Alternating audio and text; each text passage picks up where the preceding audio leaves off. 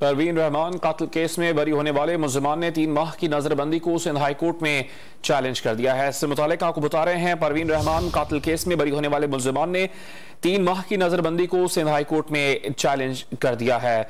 ये बरी होने वाले मुल्जिमान से मुतालिक हुकूमत सिंध ने यह फैसला किया था कि 3 माह की इनकी नजरबंदी होगी, क्योंकि परवीन रहमान के जो अहल खाना थे उन्होंने दरखास्त जमा कराई थी सूबाई हुकूमत को कि उनकी जान को खतरा है। उसके बाद सिंध हुकूमत ने यह फैसला किया था कि तमाम मुल्जिमान को 3 माह की नजरबंदी करनी होगी। उसके बाद अब आपको बता रहे हैं कि मुल्जिमान ने 3 माह की नजरबंदी को सिंध हाई कोर्ट में चैलेंज कर दिया है। परवीन रहमान कातिल केस में बरी होने वाले मुल्जिमान ने 3 माह की नजरबंदी को सिंध हाई कोर्ट में चैलेंज कर दिया है। सिंध हाई कोर्ट ने हुकूमत सिंध को 12 दिसंबर के लिए इस हवाले से नोटिस भी जारी कर दिए हैं।